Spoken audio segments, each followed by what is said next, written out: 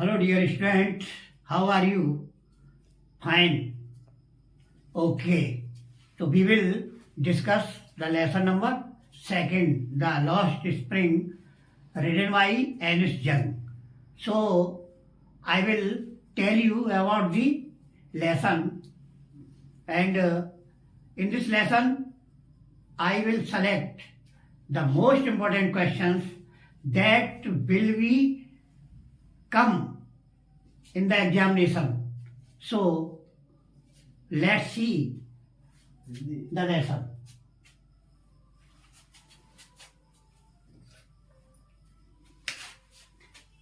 Who was Mukesh? Where did he belong and what was his ambition? This is the first question. ये पहला question है कि who was Mukesh, Mukesh कौन था और where did he belong and कहाँ से संबंध रखता था and what was his ambition. पहला क्वेश्चन है कि मुकेश कौन था, कहाँ संबंध रखता था तथा उसकी एम्बिशन कहते हैं महत्वाकांक्षा क्या थी.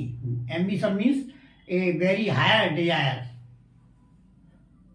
आंसर देखते हैं. Mukesh was the son of poor family. Mukesh गरीब परिवार का था. He belong to Firozabad. वह फिरोजाबाद से था. His ambition was to be a mechanic. उसकी जो महत्वाकांक्षा थी या जो स्ट्रॉन्ग डिजायर थी वो एक मैकेनिक बनने की थी. सेकंड क्वेश्चन देखिए. How many rag pickers use to live in Seemapuri Delhi. Rag pickers कहते हैं जो कूड़ा करकट बीनने वाले होते हैं उनको रैग पिकर्स कहते हैं. रैग का मतलब होता है फटे पुराने और जो चिसड़े वगैरह पॉलीथीन. पिकर्स मीन्स उठाते हैं, उनको रैग पिकर्स कहा जाता है. How many rag pickers use to live in Seemapuri. Rag pickers Seemapuri Delhi में कितने जो है संख्या में थे. How did they settle there. और वो वहां पर कैसे बस गए. तो देयर लिव्ड 10,000 रैग पिकर्स, यानी 10,000 रैग पिकर्स थे at Seemapuri in Delhi.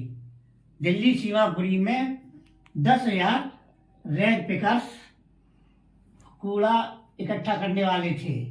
They belong to Dhaka in Bangladesh. वे बांग्लादेश में ढाका से संबंध रखते थे. Their homes and fields were ruined by the storm. तूफान के कारण उनकी जो है घर तथा खेत बर्बाद हो गए थे.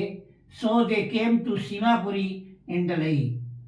इसलिए वे सीमापुरी में दिल्ली में आ गए एंड सेटल देयर, और वहां पर बस गए. अब तीसरा क्वेश्चन देखते हैं. What was the meaning of garbage. Garbage कहते हैं कूड़ा करकट. फॉर चिल्ड्रन, बच्चों के लिए इस कूड़े का क्या अर्थ है. What did they find in it. और इसमें वे क्या पाते हैं. The meaning of the garbage for children. बच्चों के लिए गार्बेज कूड़ा करकट का मतलब है बाज रैप्ड इन बंडल, यानी कोई चमत्कारिक चीजें या चीजें जो लिपटी हुई होती हैं. समटाइम्स दे फाउंड ए रूपी. कभी कभी उन्हें कूड़े के ढेर में 1 रुपया मिलता था और 10 रूपी नोट, कभी कभी 10 रुपए का नोट इसमें मिल जाता था. And sometimes a silver coin. और कभी कभी उनमें वो चांदी का सिक्का भी मिल जाता था. अतः उन्होंने इस कूड़े के जो है रैप्ड इन बंडल कहा है.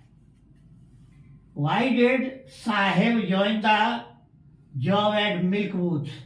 मिल्क बूथ, मिल्क माने दूध और booth means a kind of shop, but you can say dairy where milk is collected and sold. Why did Sahib join the job at milk booth? साहेब ने milk booth दूध की दुकान अर्थात dairy पर नौकरी क्यों की? What was he paid for his service? और उसे उसकी सेवा का क्या पैसा मिलता था? तो Saheb joined the job at milk shop, Saheb ने मिल्क की दुकान पर अर्थात डेयरी पर नौकरी लगाई। Because he was very poor, क्योंकि वह बहुत गरीब था।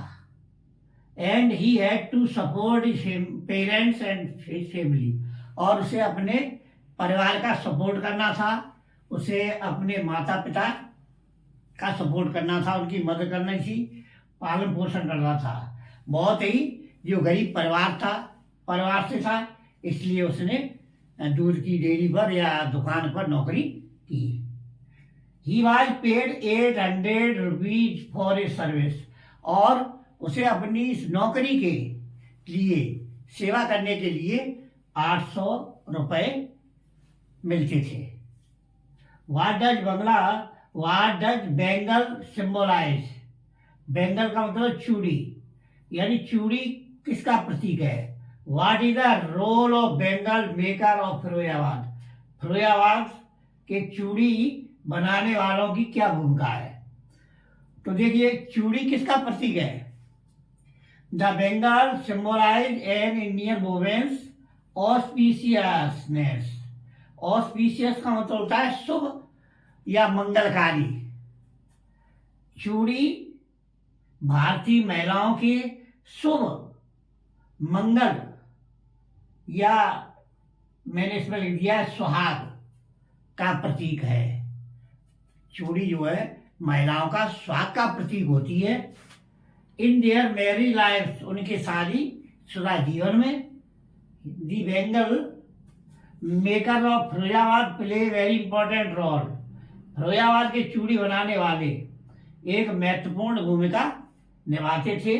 दे मेक बेंगल डेली, वे रोजाना चूड़ियां बनाते थे। Which are sent in all over the world, जो कि संपूर्ण संसार में भेजी जाती हैं। पूरे विश्व में जो है चूड़ियां फिरोजाबाद से भेजी जाती हैं, इसलिए इसे जो सुहाग की नगरी भी कहा जाता है। Why did Saheb and other rag pickers not wear chappal? Saheb और अन्य जो है चिथड़े बीनने वाले या कूड़ा करकट बीनने वाले चप्पल क्यों नहीं पहना करते थे? What excuse did they give for it? और इसके लिए उन्होंने क्या बहाना लगाया? देखिए, चप्पल जो कूड़ा इकट्ठे करने वाले हैं, चप्पल क्यों नहीं पहना करते थे? चप्पल स्वाभाविक है कि हर आदमी पहनता है, लेकिन वो इतने गरीब थे कि वो इन्हें खरीद ही नहीं पाते थे। इसलिए Saheb and other rag pickers did not wear chappal. Saheb और अन्य जो है कूड़ा करकट बीनने वाले चप्पल नहीं पहनते थे। Because they were too poor to buy them, क्योंकि वो इतने गरीब थे कि वे उनको खरीद ही नहीं सकते थे। फॉर इट, इसके लिए they gave excuse. Excuse means बहाना। उन्होंने एक बहाना दिया, that there mother did not bring them down. उनकी माँ जो है उन्हें ब्रिंग डाउन मीन्स नीचे नहीं उतारती थी, from their self. Self means तांड। उनकी माँ जो है उनको तांड से उतारती नहीं थी। तो ये एक बहाना था, बाकी उनके पास में चप्पलें थी नहीं। वो जो है बीनते थे, कहीं एक पैर की मिल जाती, कहीं दूसरे पैर की, और वो अपना ऐसे ही काम चलाते थे। तो ये जो है आज सेकंड लेसन के जो मैंने इम्पोर्टेंट ही क्वेश्चन के आंसर दिए हैं, और ये निश्चित आएंगे। हंसते रहिए, मुस्कुराते रहिए और मेहनत करिए।